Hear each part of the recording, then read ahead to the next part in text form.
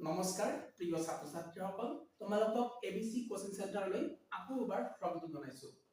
Higher secondary second ইয়াৰৰ কাৰণে দুটা subject তোমালোকে জানাই আমি লৈ আহিছো আমাৰ এই ইউটিউব চেনেলটোৰ জৰিয়তে আমি তোমালোকক শিকাবলৈ গৈ আছো এটা হল ইংৰাজী বিষয়টো আৰু আনটো হল আমাৰ এডুকেশ্যন সাবজেক্টটো দুদিনমান পিছত ইকনমিক্স সাবজেক্টটো আহিব কিন্তু অলপ কেইদিনমান ধৈৰ্য ধৰিব লাগিব তোমালোকৰ গতিকে তোমালোকে জানাই ইংৰাজীৰ অলৰেডি আমাৰ প্লেলিস্ট এখন আছে আমাৰ এই চেনেলটোতে তোমালোকে সেকেন্ড ইয়াৰৰ প্লেলিস্টত গৈ পিনে সেকেন্ড ইয়াৰৰ ইংৰাজী প্লেলিস্টত গৈ পিনে তোমালোকে চাব পাৰা অলৰেডি বিভিন্ন ক্লাস কৰি থোৱাই আছে আজি আমি যেটো তোমালোকৰ পয়েম আছে কিপিং কোৱাইট যাৰ ৰাইটাৰ হৈছে পাবলো নেৰুদা সেই পয়েমটোৰ যিবিলাক ইম্পৰ্টেন্ট প্ৰশ্ন উত্তৰ আছে সেই প্ৰশ্ন উত্তৰবিলাক আলোচনা কৰিবলৈ গৈ আছো গতিকে আজি প্ৰশ্ন উত্তৰ তোমালোকে চাব পাৰিবা সুন্দৰকৈ number 1 question what will counting up to 12 and keeping still help us achieve কই আছে যেতিয়া কোনোবাই 12 পৰ্যন্ত গণনা কৰিব 12 পৰ্যন্ত গণনা কৰিব and keeping still আৰু keeping still মানে কি একদম সাইলেন্ট হৈ থাকিব তোমালোকে যদি পাঠটো বুজা নাই তেনেহলে ইয়াত আই বটনত দিয়া থাকিব লিংকটো তোমালোকে লিংকত গৈ পিনে ক্লিক কৰি পিনে চাব পাৰা আমাৰ যিখিনি কবিতাটো যত আমি এক্সপ্লেইন কৰিছো শুদ্ধ অসমীয়া ভাষা ঠিক আছে সেইখিনি আমি চাই লবা তাৰ পিছত ইয়াত আহিবা তেতিয়ালে প্ৰশ্ন উত্তৰবিলাক বুজি পোৱা তোমালোকৰ সহজ হ'ব বা সুবিধাজনক হ'ব সো এক নম্বৰ কোৱেশ্চনটো কি কৈ আছে চোৱা তোমালোকে what will counting up to 12 and keeping still help us achieve যদি আমাৰ ৰাইটাৰ যদি মানে 12 পৰ্যন্ত গণনা কৰিব আৰু একেবাৰে চুপচাপ হৈ থাকিব কিপিং ষ্টিল হৈ থাকিব তেতিয়া ৰাইটাৰক বা আমাৰ মানুহবিলাকক যিবিলাক আমি গোটেই বিশ্ববাসী আছো আমাক কি লাভ কৰিবলৈ বা এচিভ কৰিবলৈ হেল্প কৰিব So counting up to 12 and keeping still will provide us provide koribo an opportunity. What is the meaning of opportunity? Opportunity mean hol sujog ba subidha.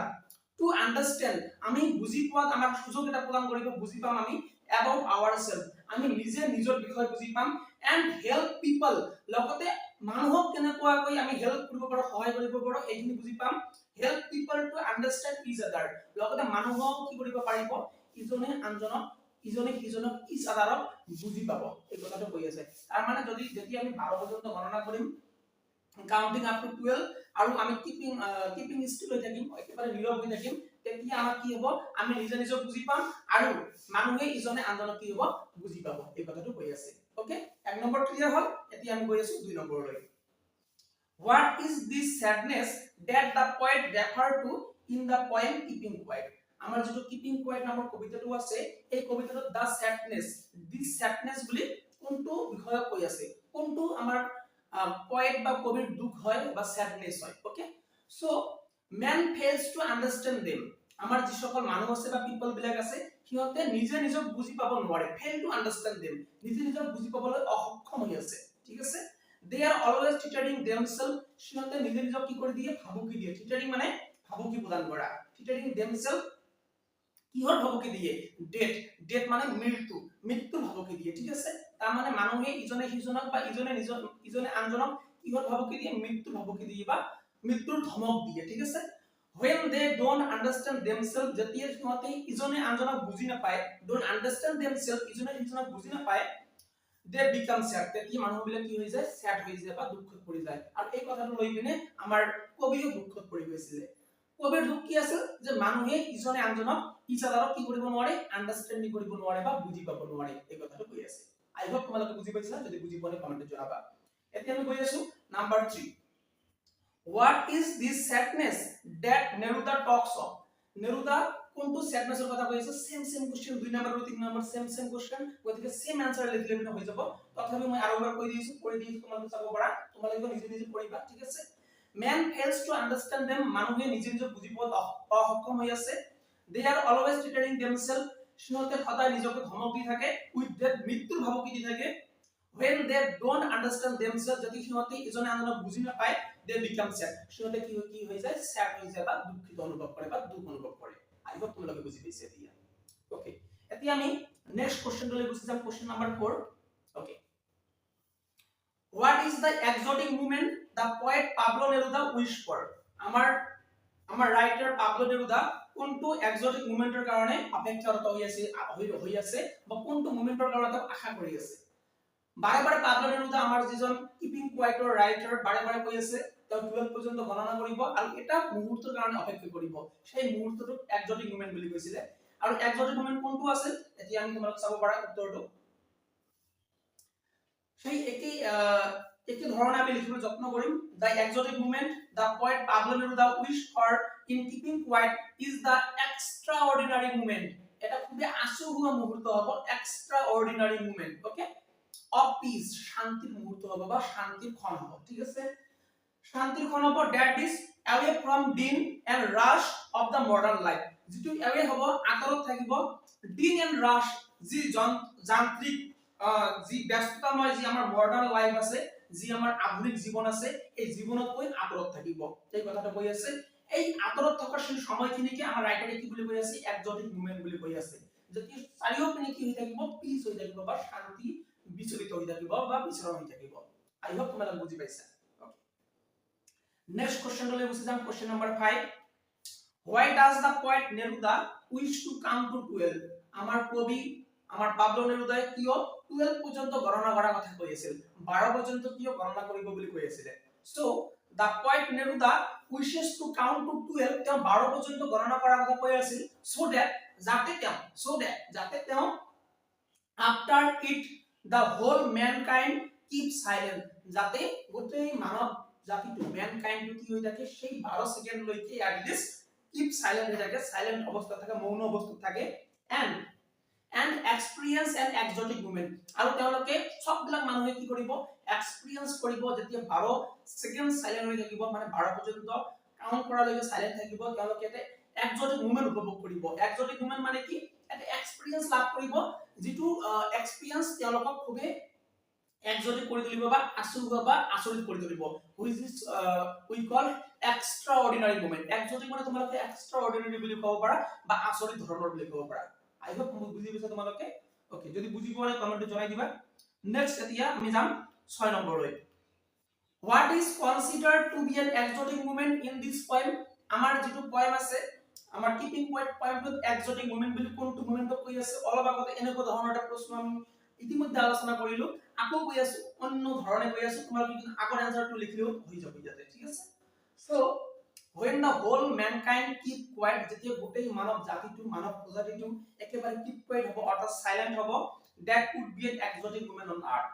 এটো সেই মুহূৰ্তটো that moment সেইটো মুহূৰ্ত কি হ'ব exotic মুহূৰ্ত হ'ব extraordinary মুহূৰ্ত হ'ব আমাৰ পৃথিৱীত বা আমাৰ আৰ্থত okay there would be no rush and noise চাৰিওপিনে কোনো ধৰণৰ ৰাশ নাথাকিব ব্যস্ততা নাথাকিব আৰু no noise আৰু কোনো ধৰণৰ শব্দ বা কোলাহল নাথাকিব a bliss of extraordinary calmness would prevail on the whole earth চাৰিওপিনে গোটেই whole earth চাৰিওপিনে আমাৰ গোটেই পৃথিৱীত কি হ'ব এটা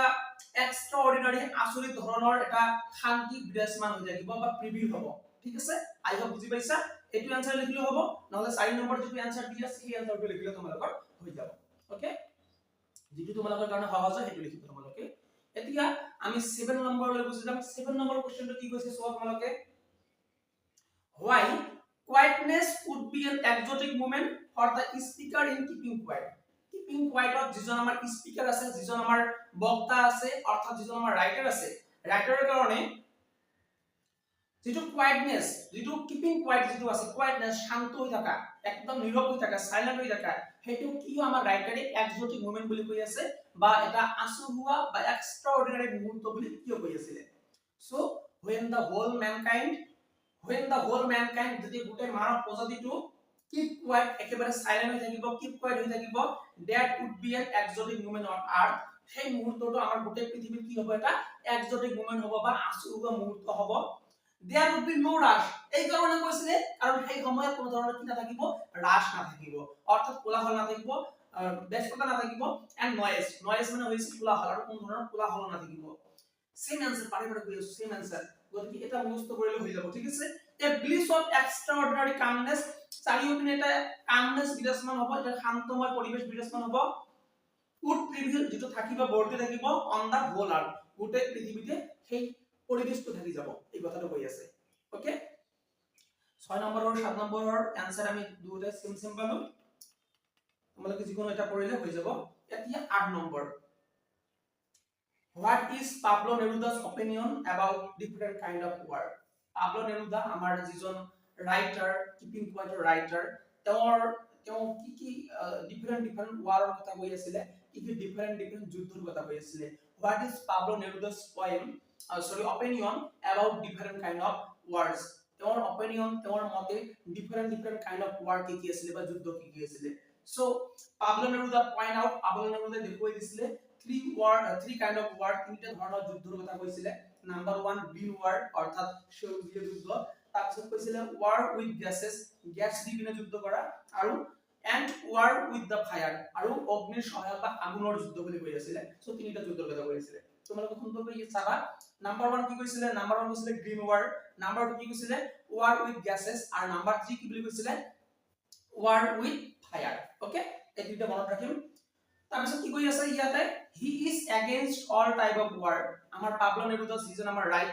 ৰাইটাৰজন যিকোনো ধৰণৰ যুদ্ধৰ বিৰোধিতা কৰিছিলে বা বিৰুদ্ধে আছিলে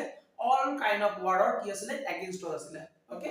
he urged people to create a sense of mutual understanding তেওঁ আৰ্জ কৰিছিলে আৰ্জ কৰা মানে আগ্ৰহ জনাইছিলে বা আগ্ৰহ কৰিছিলে মানুহক মানে মানুহৰ মনত আগ্ৰহৰ ভাৱ আনি দিছিলে to create a sense of mutual understanding কৈছে যে তোমালোকে ইজনে আনজনক বুজি পোৱাৰ এটা সেন্স লৈ অহা এটা জ্ঞান লৈ অহা যে আমি গোটেই পৃথিৱীৰ মানুহসকলে কি কৰিব লাগিব ইজনে আনজনক বুজি পাবলৈ চেষ্টা কৰিব লাগিব বা যত্ন কৰিব লাগিব ওকে আন্ডাৰস্ট্যান্ডিং among all সকলো মানুহে ইজনে আনজনক বুজি পোৱাৰ যত্ন কৰিব লাগিব সো আজি আমাৰ এই ক্লাসটো ইয়াতে আমি সমাপ্ত কৰিবলৈ গৈ আছো আন এটা ভিডিওত আমি এই গোটেই যেটো আমাৰ কবিতাটো আছে কবিতা যিখিনি আন প্ৰশ্ন উত্তৰ বিলাক আছে সেইবিলাক কমপ্লিট কৰি দিম ঠিক আছে গতিকে আজিলৈ ইমানটা থাকিল অহাকালিটো ক্লাস নহব অহাকালি ক্লাস 10 ক্লাস আছে পৰহি তোমালোকে সেকেন্ড ইয়াৰ ক্লাস পাই যাবা গতিকে তোমালোকে যদি বুজি পোৱা নাই আমাৰ কমেন্টত জনাই দিবা যদি ভাল লাগিছে লাইক কৰি দিবা আৰু নিশ্চিতভাৱে চেনেলটো সাবস্ক্ৰাইব কৰি ৰাখিবা ঠিক আছে আজিলৈ মানে জয় হিন্দ জয় ভাৰত